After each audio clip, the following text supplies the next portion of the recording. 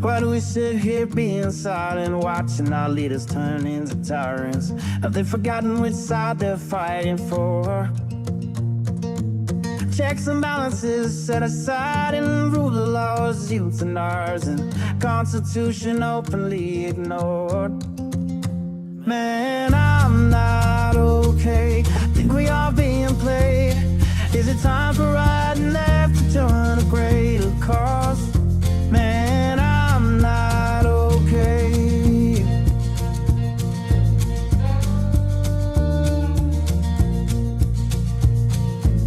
The rich claim to be victimized just to attack the marginalized. Is 1% really worth more than all the sick and poor? Always preaching about fellowship while planning their dictatorship. Now we've seen how all of this plays out before. Man, I'm not okay. Think we are being played. Time for you and I to join our country's call. Man, I'm not okay.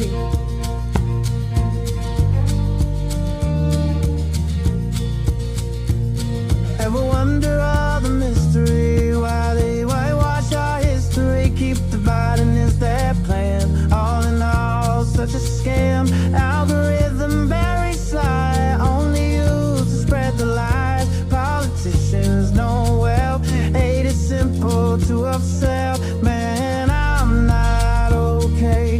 Think we are being played. Time for you and I to join our country's call. We are not okay. America is not okay, and we all know that. Former Congressman Joe Walsh, this is The Social Contract with Joe Walsh. Let's figure out how to get okay together.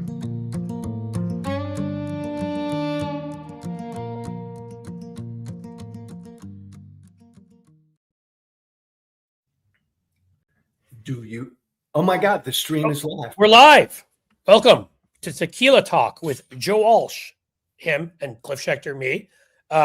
How'd you do that? Do you just press a button that goes live? It's crazy. It's like you hit go live and it goes live.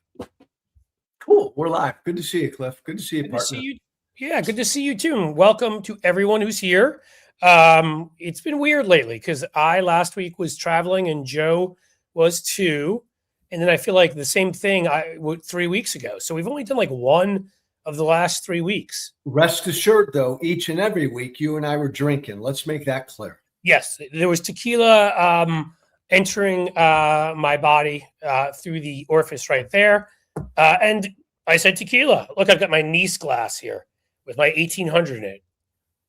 Hey, before we get started, you and I have some really good stuff to talk about tonight. Maybe you've already said this. You know, the only thing I drink is tequila for a lot of reasons. Is tequila your favorite? What else do you drink generally? If we're talking alcohol, just two. Tequila and good craft beer. Oh, this cool. is a good beer town here. Yeah. Cincinnati, like they have these caves underground where they used to have all the, where they made the I mean, and it's so they've got some great stuff here, and I just always have liked it. So a good craft beer, like a good tequila, and I honestly don't like anything else for the most part. I to be part of the party here because it's very popular in Kentucky, Northern Kentucky especially, is where the Bourbon Trail is. So I've had to, I've made peace with bourbon, and I respect it, but it's never been, it's not been my thing. Tequila's been my thing. So yeah, I always forget how, because I have a sister in Cincy, how damn close you are to Kentucky. You're right there. You have a sister here? I have a sister who's lived there forever. And now you have even less excuse that you haven't come here to visit me. I'm going to give you so much shit. Yeah, you know what's interesting, Cliff? I used to go to Cincinnati damn near every year and visit bring my kids, visit her kids before you and I knew each other. Right. Yeah, well, I mean, and as you said, I could go not too far from here and I would have a view. Like the bridge is right there. In fact, Roebling, there's a little history for all of you. Before he built the Brooklyn Bridge, the one he built first was between here, Cincinnati, and Covington, Northern Kentucky. Yeah. That was like where he tried it out. I guess the experiments were here in case it went wrong. He built a really big Brooklyn one. If that had fallen, that would have probably been bad for a lot of people. In any case, so yeah, there's a little history for you. But this week, Joe, good and bad. I wanted to talk about the situation in Maine with Mills dropping out. And I know Plattner, I'll make my case. I understand why some people don't love Plattner. And look, I mean, I don't love the tattoo. I don't love a bunch of things about him, but either we're going to embrace authenticity or we're not. And we're going to forgive people for past transgressions or we're not. And I just feel like, there's a reason why he's been so popular. And it's because he's constantly said, he's not going to support Schumer, who puts him in the camp of most of us who don't understand how they can keep Schumer in leadership when he's awful at basically every part of the job. But also the thing for me is I was excited when Janet Mills got in the race. I thought, okay, 2-term governor, a little bit old. She's almost 80. Maybe that's not the time to enter the Senate, but name recognition, all that, maybe could finally beat Susan Collins. And then she said it. She said the thing that changed it all for me. And this is like a microcosm of why I support so many of these folks that are running these insurgent campaigns. She said, I believe that I've thought about it, and I believe the most important thing is that we retain the filibuster. And I was like, okay, I'm done with you.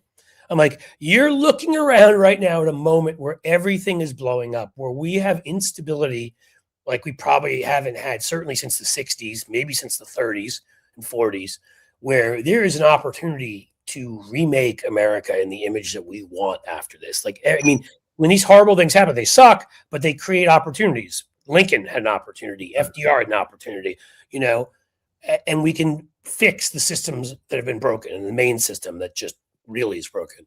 And you're going to, the way so much anger built up is Mitch McConnell took something that was an accident of history, Aaron Burr, kills Hamilton and creates the filibuster. I think he sucks. And so he takes this accident of history and ends up turning into something that he uses on everything. People forget Clarence Thomas, how many votes he was put on the court with? I believe it was 52 or 53, because they didn't do that back then. There was the filibuster. I mean, then they got rid of it for judges. But the point being, it became the thing where you had to get through a filibuster for everything for a while. And that was what McConnell did. And that built up this anger. And the people that kept playing by the nice rules, we wouldn't want to upset anybody and we wouldn't want to fight. As you laughed in the coat room or whatever it was, as you said before, at Democrats who wouldn't do it. I mean, I could name 15 different laws that would be law right now when we had big majorities around 2008, 2010, if we did what the Constitution says, which is the Senate were a majority body. I mean, it lays it out there. It's anti-constitutional. It's stupid. We should have gotten rid of it. And we could have, but we didn't have the courage to. And that's another thing. So that was my problem. And that made it. So that's it. If Mills, even just saying that means if you support the filibuster, then what you're saying is, even if we win the presidency and if we take the Senate in a big way, but only have 56 seats or 57 seats, we're never going to get anything done. I mean, just forget it. We're just going to keep going through this cycle back and forth because the Republicans will block everything. And I mean, we're going to end up in a civil war at some point, definitively. So there you go. So this will be an interesting conversation between us. All right, we're going to fight over this one? Now, you and I never fight. We used to fight. You and I, big picture, both want fighters. Amen. We agree on that. I oppose the filibuster. It's an institutional piece of crap.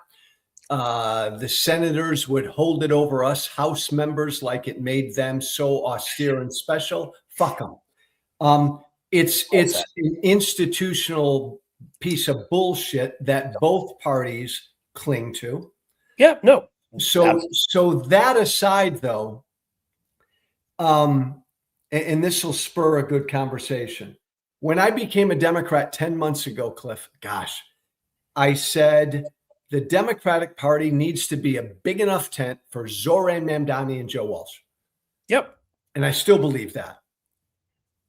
I do too. There is not a tent big enough for Joe Walsh and Graham Plattner. Interesting.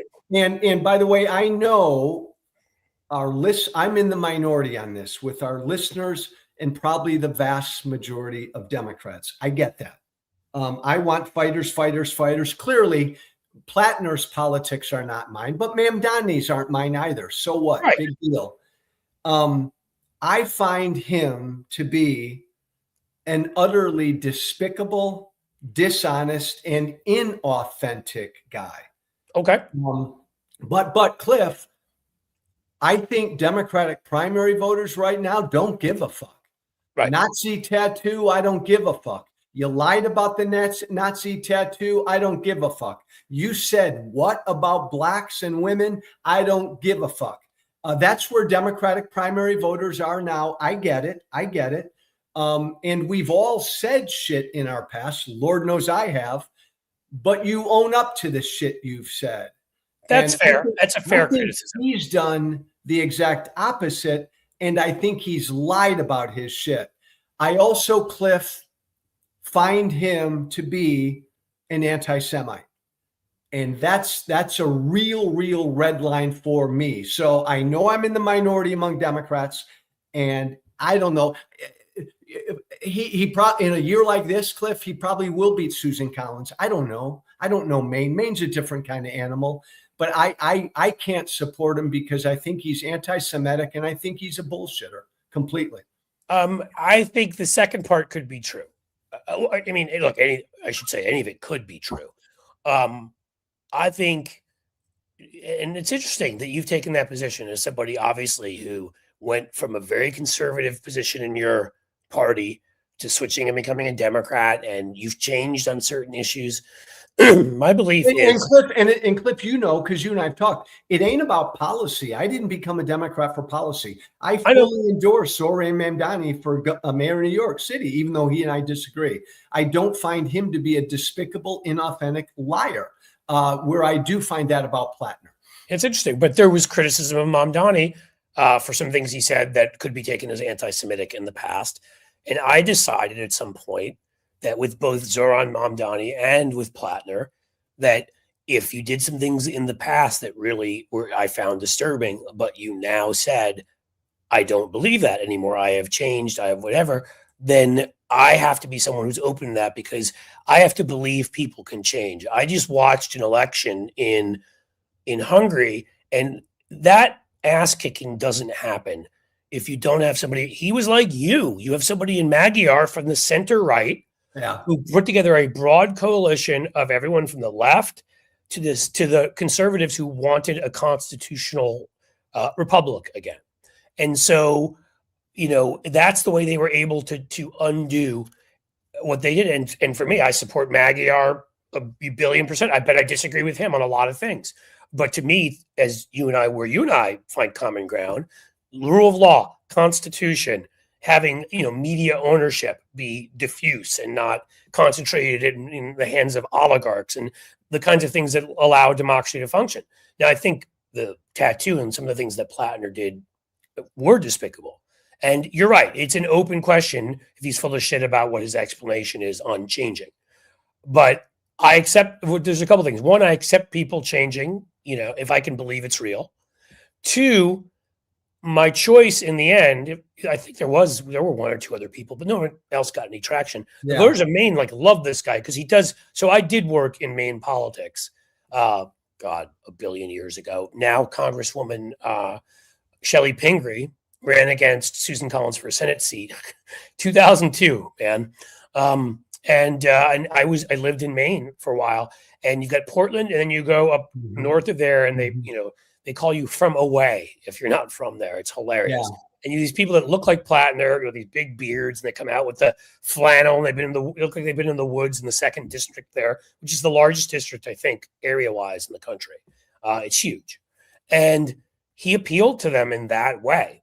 And so I'm not necessarily saying Plattner would be my choice, but between those two, I decided if I've got to go with somebody who's already saying to me they're going to keep the filibuster, who's looking at this insanity right now and saying, I'm going to ensure that Democrats fail the next time they take power because I'm going to make it so they have to have 60 votes and they're never going to get 60 votes. Last thing I'll say is even if we have the biggest night, and we had Joe Trippi on, who's a smart guy 2 weeks ago. And we talked to Mike Madrid, your buddy, who's a smart guy about polling. And I will say they're saying the same thing. We've never seen numbers like this. I think the Democrats could win in Nebraska, potentially. They could win in Montana. If they sweep all of those races, if we win here at Ohio, if we win Iowa, if we win Alaska, if you add Tallarico wins, even if you add all of those up, you don't get to 60. You get to about 58 or so, 57, but there's no map in where we win 13 seats. Oh, I think they'll get rid of. I think if Dems are in power, they'll get rid of the filibuster. I do think they probably will. I think Schumer will get kicked to the side of the street, and they will. So maybe Mills would have given in, but that she made that one of her first statements out of the gate, because I have such a problem with the filibuster, and that's what did it for me. She clearly was not a candidate for this moment, and I completely understand, Cliff, that as a new Democrat, what I'm saying right now is out of sync with Democrats. I get that, and that's what makes you more interesting, because Graham Plattner seems exactly like the type of guy you would support. So I respect your opinion more that you're making the argument that you are. I mean, you find it to be fake, and I find it, and it's interesting, Cliff. Like again, you're right. We've all said shit and done shit, and everybody can change. I find nothing authentic about him and his attempt to change. Even his background, like there's a Fetterman-esque thing to him. Like he comes across as Mr. fucking working class. Graham Plattner is a son of privilege. He grew up well off. It's like and I get it. The Democrats, I get to worry about the Fetterman-esque thing because I worry about that. And the Democrats, national Democrats, the same sort of folks who latched onto Tallarico down in Texas, they right away latched onto this guy Plattner. And this may be the only kind of moment a guy like him can win based on everything he's said and not apologized for and lied about. But you know what, Cliff? It's interesting. We all have a red line, right? Like if I believe Graham Plattner is anti-Semitic, I don't believe that about Mamdani. And again, what do I know? We all just have our opinion. Right. If you believed in your heart of hearts that a Democrat was a pure anti-Semite, would that be a bridge too far for you? Yeah. I mean, I believe Rashida Tlaib is an anti-Semite. Could you, if she were a Senate candidate in your state of Ohio, could you support her? I suppose at that moment, I have to make a decision. And by the way, to be clear, I'm not throwing the whole squad in there. I don't believe AOC is. No, that's it. Cliff, that's a great thought, though. Imagine Rashida Tlaib were the Senate candidate in Maine. Right. No, you're right. And again, and I do want to be clear because everybody throws in, it's like the squad. I'm not saying about any of the rest of them. It's just she has said things that go far beyond what others have said. And things. I think she's an anti-Semite. I agree. So that's recently. Whereas anything I saw from Mamdani and Plattner seemed to be from a while ago. Now, you're right. Would that be a red line? I feel like, and this is why I get so pissed off at people who don't vote or who are like, I'm going to vote for Jill Stein when it's the student. I mean, fine. You have the privilege, or at least we did, maybe we still do, of living in a democracy, of living in an advanced democracy where you have this right to go and express who you want to vote for, and you're going to toss it the fuck away. For me, there has to be somebody who's running for every office has to be better. And that means I'm going to vote for someone who I think who can win and is better. So to answer your question, if Rashida Tlaib is running against somebody who is, am I going to vote for her just because she's a Democrat? No. But I have to compare. She's running against Susan Collins in Maine, and you live in Maine. That is a great question. I couldn't support her. And Cliff, this is a really interesting conversation because you're right. I want the filibuster gone. I want democracy and the rule of law saved.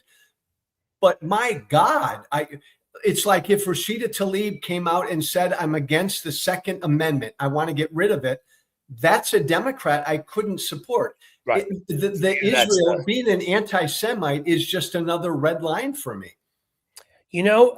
That's the thing. It'd be interesting. I would have to really think about that, because if I think that vote is the difference maker. Now, in her case, she wouldn't support leadership anyhow. So it doesn't, any leadership that I would like. So it wouldn't matter. But if I felt like she would support Rashida Tlaib Democratic leadership, I would have to contemplate it. I would right now, because again, the end result is it one anti-Semite I vote for, but in the end, does it save democracy having a Democratic majority? Does that stop Trump, who, if he gains more power and more momentum, I've been thinking a lot about what happened with Orban versus Putin, who was able to consolidate. Because the similar thing, when he was president that first time, he was not nearly the same. I mean, I'm sure behind the scenes he did lots of stuff, but he wasn't the same guy. And then he got Medvedev in there for a term, and he was controlling him like a puppet kind of from behind the scenes. And then he came back full force attack on democracy. As Trump's there longer, he gets, he's getting weaker personally, whatever, but the fascism gets stronger. The culture we destroy, the norms get broken more and more. So that would be a tough one. I would have to, that is one I would have to think a lot about. To have to ask myself, what is the best for my kids, which is what I try to ask myself with all this stuff, who I want to grow up in a democracy. And the other thing, Cliff, is look, and you may disagree with me, I think Plattner's a really, really bad guy. I'm going to pay more attention. I want to say something quickly, but you go, which is, it may be that I haven't seen enough and I haven't watched enough, and I will more, to try to get more of a sense of him. But Cliff, we all have a paper trail, and I've said a bunch of shit. Plattner's a really bad guy, but because he's of the far left, he's where the Democratic voters are, so they don't care that he's a bad guy. But like everything he said, he called cops bastards. He called rural whites racist. He lied about his Nazi tattoo. He blamed all of his scandals on the culture of the U.S. military. He didn't stand up. And it was only like 3 or 4 months ago, he promoted a far-right anti-Semitic Holocaust-denying radio host. He went on another anti-Semitic, had an interview with another well-known anti-Semitic. You said, I think you have conversations with people. You just, the problem is what you say. If Plattner went on and kissed the guy's ass, because I'd go on an anti-Semite show and I'd be like, yeah, fuck you. This Jew is going to put up your ass. But if he did go on and kissed his ass, that's a real problem. So maybe it is that I need to pay more, to go and see more of this, because I thought it all, like the tattoo, was from a decade ago or 8 years ago. There's a lot more. But even again, just that tattoo, he didn't own up to it and he lied about it. I think the evidence is pretty clear. But here's the interesting thing, Cliff. Like, my former political party with Trump has told the world personal character doesn't fucking matter. Right. They have taken personal character off the table. They've told the world, we don't give a fuck how bad somebody is. And it's an interesting question. To win, should the Democratic Party do the same thing? I don't think they should, but it's a really interesting question. So I would answer it, if the culture of your party becomes such that character does. I mean, like, this is ridiculous at this point, right? I mean, you've got, the other day we were looking at the press conference, with Todd Blanche standing there lying his ass off, going after Comey. On either side of him was somebody who has been publicly drunk. You and I, who sit here and drink tequila, I think like relatively responsible humans, Kash Patel and Jeanine Pirro are standing there. And I'm like, that these two clowns are in office, if any sort, appointed to anything, is utterly fucking ridiculous. And that's part of their assault on character. That character, you've got a adjudicated rapist, a convict, a traitor, somebody who likely, at least according to Jack Smith's filings, was going to be accused of sedition. And helped pay for the people to come to DC to do it, who have, and to me, and then there's all the women who've accused him and the Epstein file appearances. So, Cliff, should your party and my party now not care if candidates for Congress or the Senate or even president are serial adulterers, pathological liars, and corrupt and all the rest? I would argue that stuff not matter. I would argue it absolutely matters. I make the argument all the time that character the reason why the friends of mine who supported Trump who I just, and they're not great friends for the most part anymore, who, because my problem is I kept saying to them, like, the problem here is this man's character. Even if you and I disagree politically, like, we can disagree and you can support, any number of past Republican nominees or other Republicans who have shown that they have some level of personal character. I mean, this man may have the least character of any human ever born. You're talking about Trump. He's like the 7 deadly sins plus. Yeah. Oh yeah, yeah. That's what I'm saying. Like, again, by nominating him twice, my former party has said we don't give a fuck about personal character. Correct. Right. I mean, especially when you're willing to, in the end, actually, they nominated him 3 times, right? And Thank you. And when you're willing to do that after January 6th. When you're willing to do that after his lies about the 2020 election, when you're willing to do that, and by that I mean your party, like it got worse each time. Nominating him in 2024 was a statement of, we don't give a shit about anything, nothing. I mean, there's no character because they already knew about the porn star and they knew about certain other things. By 2024, you're starting to hear stuff about, not enough, but stuff about Epstein. About, he's already been a judge has said, yes, you can consider Donald Trump a rapist. This was a civil trial, so he hasn't been criminally found guilty of it, but he was adjudicated by that judge a rapist. He committed crimes trying to overthrow an American election. End of story. So at that point, and I would argue, that character is, to me, is as important, not more important than your policy positions. It tells me what you will do in key situations. But you also have to ask yourself, and this is where I go back to the being an American voter thing, which is, how often are you in this situation? Well, America never has been before, where this guy is in office and a whole party has pretty much bowed down to him like a bunch of little fucking wimps that they are. And he has to be defeated. No, Cliff, look, you've got me, my friend, by the short hairs, because this is really difficult for me. I believe, like you, that our democracy and the rule of law are teetering right now. Yep. To send Susan Collins back to the Senate for another 6 years is just flat out wrong. Right. And look, she lacks character too. I mean, let's be honest here. She after when she didn't convict him on his in his first the first impeachment, saying, I believe he learned his lesson.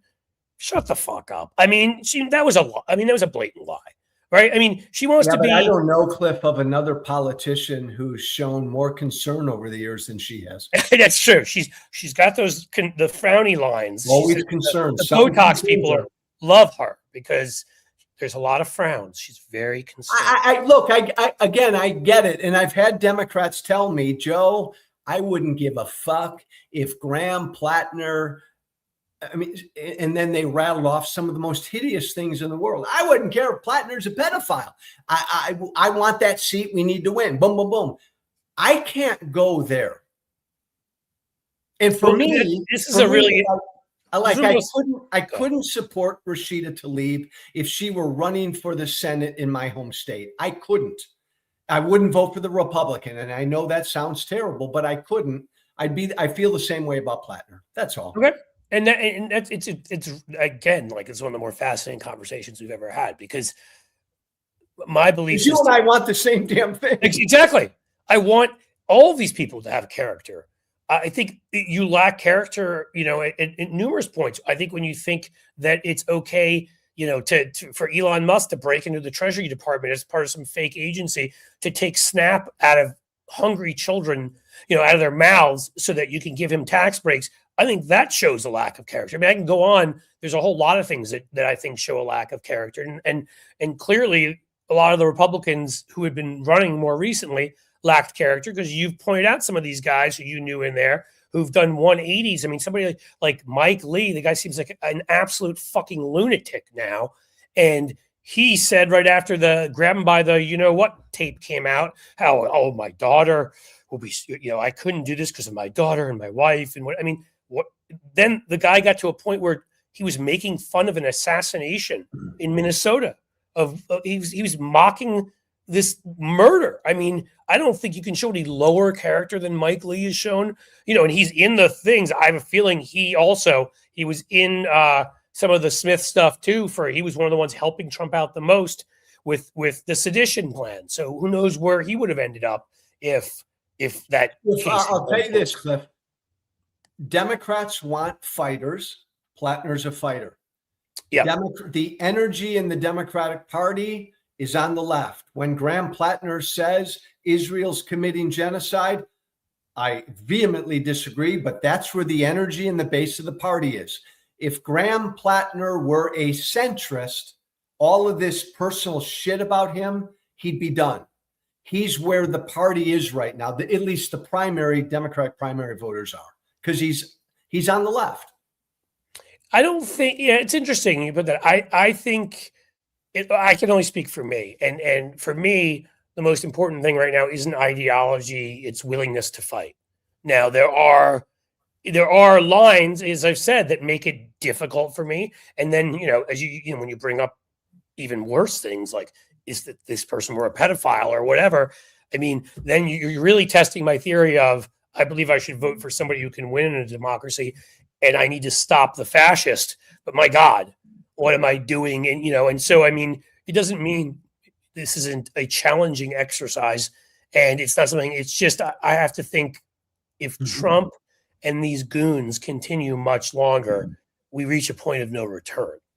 And that's, so that would somebody in there, was it Lord Catraz or whatever? TDS.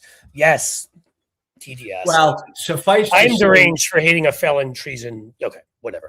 Cliff, this is a great conversation. And suffice to say, our center-left Democratic listeners guaranteed will side with you and oppose me on this. I fully realize I'm on the outs on this one. But you have to understand, for me, with Plattner, I mean, it wasn't ideological except for democratically, if you understand what I'm saying, small d. It was who will fight in favor of democracy. And when Mills lost me, it was the filibuster, because it was like, if you're going to come right out and say you are going to not enable the change to happen that needs to happen, or we're going to have a fucking civil war, because again, if income inequality keeps growing at this rate, if people can't afford basic things, I mean, we're heading towards dangerous territory. And I don't know, that was my, my feeling about this. So I thought Plattner's willing to punch somebody in the lip rhetorically. No, not 8647 for those of you who want to indict me now. Rhetorically, I guess I have to be very clear these days if you say anything about Trump or any of them. But that's all. Yeah, Cliff, you're right. We just all ultimately, you and I are decent people. We all have lines. Yeah. That everything you just said about Plattner, and we have to win, we have to save democracy and the rule of law, and blah blah blah blah, all of that, true. So I'm voting Democrat. But even with all of that, even me, I have a line. If a Democratic candidate ran for president and said, I'm going to get rid of the Second Amendment, I couldn't support that Democratic candidate. There were probably 4 or 5 other complete lines for me that I just couldn't support. Believing someone is an anti-Semite is just one for me. Yeah. I mean, again, I think that you have found the one legitimate position from my perspective where one can say, I can't vote for somebody if there's some issues where somebody is so abhorrent that you decide, but I guess that's up to the eye of the beholder, right? So we're back to where we were. The fact that so many people were willing to throw votes away for third parties over the last 20 years that had no chance, which in the end, I mean, that's our timeline, right? That's how we ended up, partially how we ended up here. So that's really difficult for me, because I always kind of believe I've got to vote for somebody who can win and will hopefully contribute in a more positive way to our democracy. So, and right now at this point, it's unless there's somebody else I don't realize, it's Plattner versus Collins. Plattner versus Collins. Yeah, bring it on. Do you think, I still believe in this moment right now, the House is done. Democrats are going to win the House. Yeah. I still think the Senate at best is 50-50. What are you thinking? I think the Democrats, I would favor them by a decent amount because I'm not going to believe, I will not fall for the, it's like when you see like water on the horizon and you're in a desert. That's Texas for Democrats. So it is interesting that that same poll shows Abbott up. So it doesn't seem like it's a skewed Democratic poll, that the one that shows Tallarico up by like 5 points. But again, I'm going to believe it when I see it. Now, show me a poll in Texas 2.5 months from now after the Republican primary is done and in the dust. Yeah, because they'll consolidate around. Even Paxton, who's he's on Trump's level of talk about character. Talk about no character. Right. Yeah. I mean, surprised he hasn't actually become the Attorney General nationally yet. I would say that, but there's others that I believe in because the polling tells me, not just polling, but election results. You believe in your state of Ohio, don't you?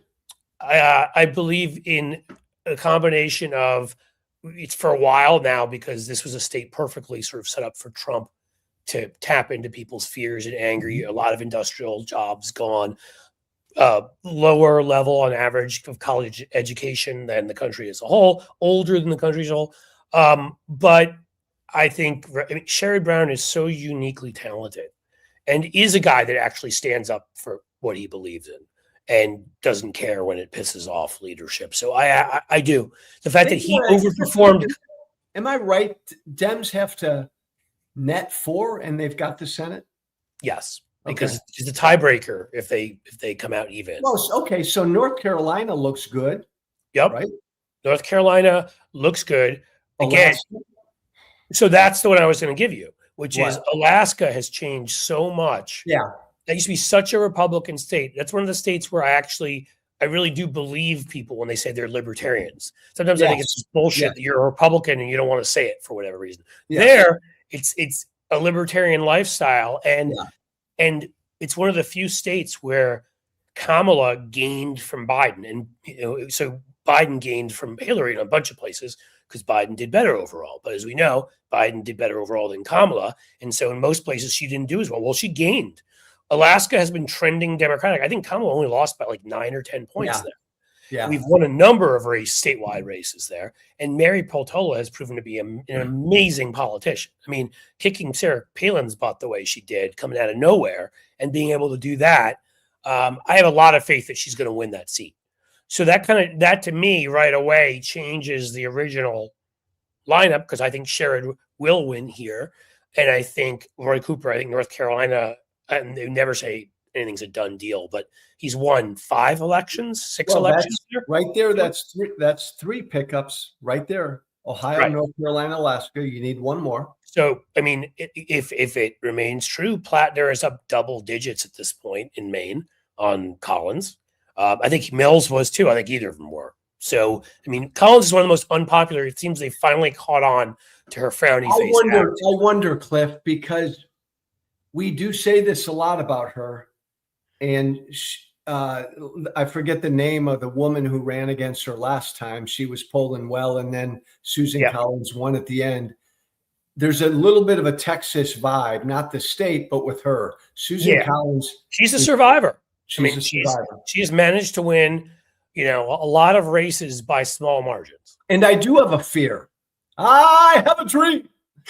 I have a fear, Cliff. And I know this for a fact, Republicans in Maine were more afraid of Janet Mills. Now, maybe they're way off because they're not reading this political moment. But I have a fear that there's a lot more shit on Plattner that Susan Collins and the Republicans have, and they're just keeping quiet. I don't know. I think there is, but I think a little bit. I think there could be, is what I should say. But I think kind of like with Trump, I don't know if it matters. I mean, people are so angry at the Republican Party right now. Trump's numbers, again, I've said this so many times at this point. I'm boring people that have watched these things, but Joe Trippi comes on and looks at the independents at 27%. Is like, he's We've more never seen these stuff since Jimmy Carter. He's like, I have never seen a presidential candidate, nominee or president with those. I mean, Nixon during Watergate was at 35% with independents, right? So he's below. Your buddy Mike Madrid is like, I have never seen somebody lose over half the vote population among a demographic that they got. In other words, he's not lost over half of Latinos. He's lost over half of Latinos that voted for him. The other half is still against him, and he's now lost. So I mean, when you start seeing those kinds of numbers, I don't think this is a normal moment. It's not a normal moment, and I got elected in a big wave year. Right. This could dwarf that. And as you and I've said, Democrats, when Democrats take back the House and maybe the Senate, love you, Democrats, it's got nothing fucking to do with your party. This is pissed off voters. Oh, absolutely. It's all about Trump. Democrats can take some credit if, leadership, or I've seen it from plenty of other people that aren't leadership, are starting to lead the way on some of the messaging. And if they do it and they do a great job, there may be individuals and there may be some Democrats who can say they added to that victory. They played an important role because of how talented they were or whatever it might be. But yes, right now the House, the reason why that the Democrats are going to win the House unless the elections are shut down by the military or something, like that. They're going to win. You can't, in this environment, not win 25 to 30 seats. No. Now, if they run great races and we have great candidates and they're funded appropriately and all of that, then you could be looking at the kind of wave where it's 50, 60, 70. I mean, you're starting to get towards not your year, but you can go further back, the post-Watergate year. Yeah. And the difference is my year, it was 62, but we're so gerrymandered now, it's almost impossible to hit that number. Right. So if we do, that tells you that all the laws of gravity have disappeared. Yeah. Right. The last thing I saw also, which was also fascinating, and I wonder, at this point, it must be coming from the base. It must be because of the Alex Jones, Tucker Carlson, Marjorie Taylor Greene, whatever thing. Trump was only at 70% among Republicans. Oh, that seems really low to me. Yeah. Yeah. So maybe, that may be off. I don't know. I guess we'll have to see. But, that I think is what's going to be decide some of these things. Because if you suddenly win those races, I mean, Dan Osborne only lost, the independent in Nebraska, only lost by 6 points, I believe, to Fisher. What if the fertilizer being stuck in the Strait of Hormuz on top of the tariffs, on top of the deporting your workers, leads farmers to do the unthinkable and move to the Democratic Party? Suddenly Nebraska, Montana, where you've got two independents running, becomes kind of interesting. I mean, again, it could be something where Democrats could pick up. I could see them picking up 8 or 9 seats if there's just a crazy. It's there. I'm not saying it's going to happen. I'm saying the potential is there if you have that kind of a and this is a testament to how much Donald Trump has utterly fucked everything up. Yes. Not just the economy. Because, Cliff, everything you're saying could come true in a year where the Democratic Party approval number is in the fucking toilet too. Yeah. Just think about that. Because the leadership doesn't inspire anybody. Everybody looks at them and it's like they're weak and they're, again, I was going to bring up your piece. You wrote the piece about, what is it? My wussy party or wussies. And Cliff, you know what set me off? You're Mr. Party Guy. Listening yesterday, I bumped across Ken Martin, head of the DNC, who still says he won't release the fucking 2024 autopsy. What went wrong? Why did we lose? They went to every state, talked to Democrats in every state in the country, spent millions of dollars, promised they'd release this report. We'll show all. We're new. We're courageous. And they're so fucking afraid and so fucking weak, they won't even show their party members the public. Yeah, that's the shit that gets me. And that's the stuff that, why they have that approval rating. Because people want to support the Democratic Party. And then people see shit like that and are like, how can how can I how can I support you? Like, you're such a fucking wimp.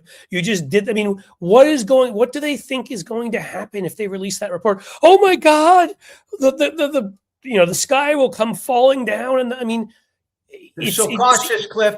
Your world, baby, not you, but your world. They got pollsters in their ears and consultants in their ears. Oh no, we can't air our dirty laundry. So let's keep that report private. By the way, this doesn't bode well for after the midterms, because I think what the Democratic Party needs is a big fucking open, let's everybody take their clothes off and let's have a big public fight about who the fuck we are and what we stand for. I think that fight should be public for the country to see, but I don't think Democrats have the balls to do that.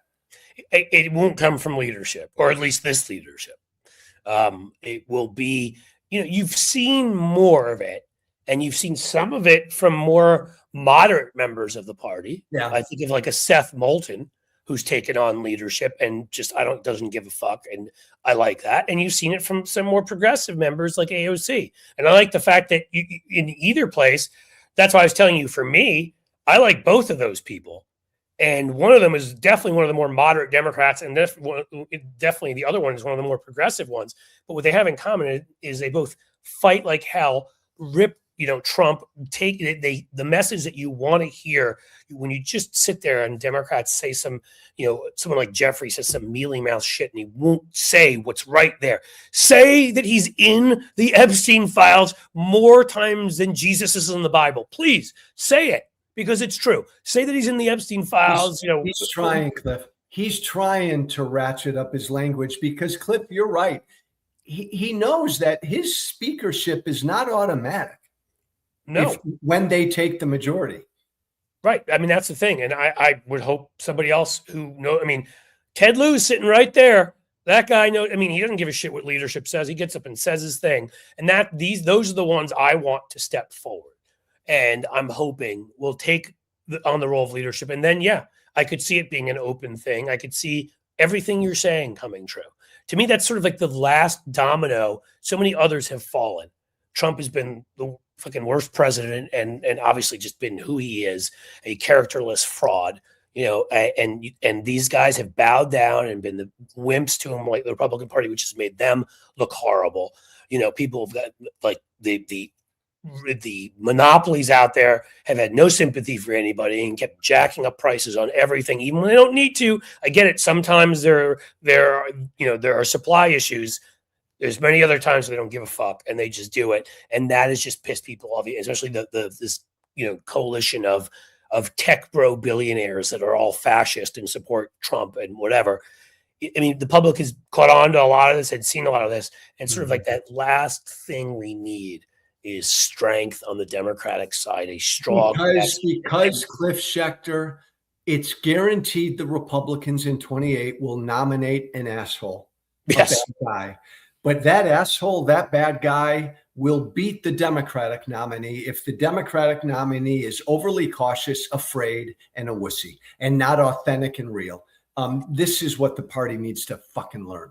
Right. Well, this is what scared me when I brought up the filibuster thing, because this is what I could see happening, and it could be because of the filibuster. It could be because of Democratic wimpiness. It could be any number of these things. But here, if you have this huge election and Democrats come in and take massive majorities and then sit around and twiddle our thumbs and say cautious things and don't get up, even if there's stuff you can't do because Trump is still president and he ends up, vetoing it. Although if you have enough people, who knows if you can overcome some of those, but if you can't, then at least people see that. But if you don't try, if you don't get bold, if you don't look back at what FDR did and say, you need to inspire people, you need to step beyond the bullshit, the cautious 2 steps forward, we'll give you a tax credit for this, kind of stuff. There need to be big, bold initiatives, and it needs to be in people's faces. They need to be confident. Hey, my younger Jewish buddy. Yes. That's high praise from me. You know that. I gotta hop. This has been a great conversation. It is. Bring us the fuck home, will you? I will bring us the fuck home. First, you're a beautiful man. Go talk to your paid subscribers. They're fine people. the social contract, everybody. You're gonna, you subscribe to Joe, you get to go have a whole other hour just chatting with him. Subscribe to both me and Cliff. Damn it, all of you. I endorse that statement right there. Damn it, all of you. Hey, love you, Cliff Schecter.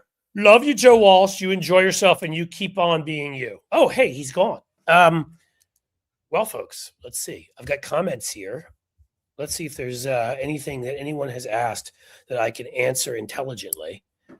SCOTUS 6 racism, Karen Brownfield. Yes, they are racist. They suck. And I did see somebody in there put that we need to have 13 justices. I'm going to actually go one better than you. See, this is what I'm talking about and not to insult anybody, but when I say bold, Democrats, we think of like, let's do the thing that's a little bit bigger, a little bit better, a little bit whatever. I want 21 or at the very least 17. And I'm going to tell you why. Beyond the fact that it has become, they stole seats and it's become this right-wing ridiculous organization. It really is the Federalist Society, just in a different, room. The real problem at this point is they accept fewer than 1% of cases. Why? I believe 1869, maybe something like that was the last time they added a justice to the court, maybe before that. And the country's grown by 13 times since then. Like, we don't have close to enough justices on the Supreme Court. They can't even accept cases that have to be accepted beyond the political realm. And the more justices you put on there, the more you depoliticize it, right? Because like other bigger courts, you don't have all of the judges take cases. You pick a certain number of them, and these 7, these 9, whatever. I honestly believe that if the country's grown 13 times, the court should at the very least grow by like 2.5 times. So that's where I would go with that. That is one institution I would change the shit out of, and you don't even need to do it. The Constitution, where it does not say how many justices are on the Supreme Court. So, and there'd be other reforms too, term limits and such.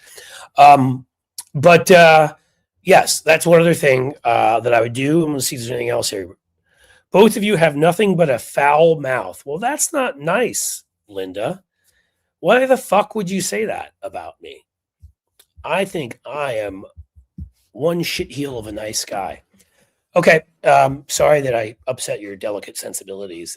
Definitely what I say and whatever is much worse than sort of bombing Iran and murdering a school filled with 165 little girls and, being in the Epstein files a million times and whatever. It's definitely a fucker shit. That's the obscene thing and not, let's say, that behavior. But thank you for stopping by.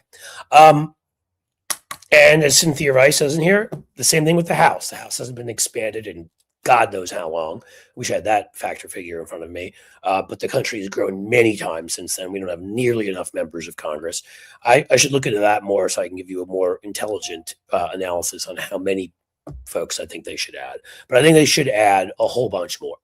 And I mean, it just comes down to right now, Republicans are using the institutions that we currently have that are based on an America of a long time ago, a rural America, a pre-internet age America, whatever. They're using that to gain advantages everywhere they can in presidential elections and congressional elections with legislation and in every other way, so that this same group of, at best, mid, as the kids say, white guys can continue to enforce their will and their beliefs on everybody else. Well, fuck them.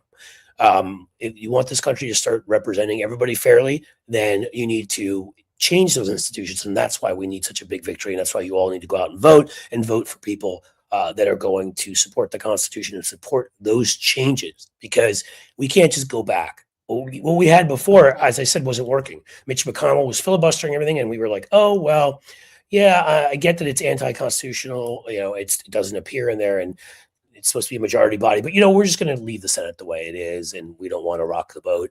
Instead of having the person that presides over the Senate, as it is in the Constitution, which could have been Kamala Harris or could have been Joe Biden, the vice president, stand up and say that rule is illegal, unconstitutional, and it's gone. There is no filibuster. That would have been the kind of thing Republicans would do if they wanted that gone. They benefited from the filibuster, so they didn't. These are the kinds of changes we're going to need. updating, adding to, creating new institutions, fortifying old ones, but not just a little bit of reform here and there. We do that, the same thing's going to happen. We're not going to change people's lives in any meaningful way. They're going to get angry again and say, yep, I was snookered again. And they'll go right back to voting Republican or voting for some right wing, some demagogue, some fascist, some whoever who comes along. It won't be JD Vance because he's an AI generated personality who can't even order donuts. Probably not Ted Cruz because he can't even grow like a real man's beard. Josh Hawley runs like a loser. Who else do we have? Elon Musk. Oh God. I mean, that guy. Try to have a conversation with him, but they'll find somebody who's acceptable. And if they're angry enough, they don't need somebody who has, Trump's con man skills. So stand up, fight now, take the bastards on. And that's it. I don't have much else to say. We didn't drink enough tequila tonight. We had a couple sips, so I'll have one for the road. But otherwise, folks, we can only do this with your support. So please, Blue Amp Media here, blueamp.co. If you become a paid subscriber, all sorts of goodies come your way, formulating all sorts of fun stuff, Zooms and chats and, the best. And the social contract with Joe Walsh. You obviously want to go there. He's having a chat with his folks right now who are paid, or at least in 6 minutes. And you'll want to also do that. But, again, it's pretty simple. We can, I can speak for us at Blue Amp. We can do this if folks will support us and will, we I think have some 50% off or something like that right now in a paid subscription, which means it's like the price of a bad sandwich per month. I mean, it's nothing, but it all adds up and it lets us do this. And I want to keep doing this because I believe very much in this. So there you go. It's really not about, I don't want to guilt anybody in anything. I don't want to, but I just want to tell you the truth. Like, there is a point where we can only keep going if we're getting the funding to do it. So become part of the community, become part of the party. Maybe we'll get some folks who get invited on here on Tequila Talk who like tequila, and throw you in a raffle if you want to do it. And maybe we can all drink some together and discuss the finer things about our republic and the less fine things about our republic. But that's it, guys. We're approaching 7 o'clock. And where I am, and I think I'm gonna go chill for the rest of the night. So I appreciate you all. I was about to say calling in. That's when you know it's time to pull the plug. When I'm losing my mind. Seriously, thank you to those of you in the chat here from YouTube. Thank you all you great folks who showed up from Twitch. Thank you, Jesse, saying you love me. Thank you, and the real Pambo saying you. All right, well. I have to tell you guys here in the Substack machine that I love you guys too. I really do. I appreciate your being here. If you're not here, then I guess I'm just talking to myself, and I do that all the time anyhow. So why the hell would I want to do that here? All right, go have fun. Go watch something good. Go relax. If you got work to do to save this country, go do it. Otherwise, go recharge so we can get back in the fight tomorrow. That's what this is supposed to be about. Getting us to the weekend on hopefully a positive note. And a positive note for tonight, whether you like Graham Plattner or not, is we're going to kick Susan Collins' ass and we're going to win that Maine seat back. That should be ours finally. And that's going to be part of, I'm going to go with 6 to 9 seats. That's right. I'm going big that we win on election night in the Senate. All right. We always end with the same phrase. As the sun sets slowly in the west, my friends, I bid you all a fond farewell.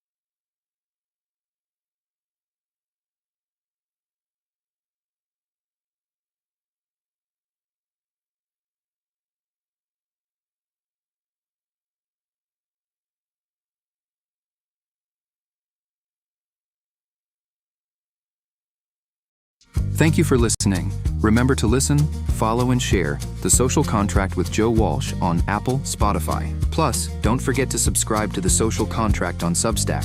This has been The Social Contract with Joe Walsh.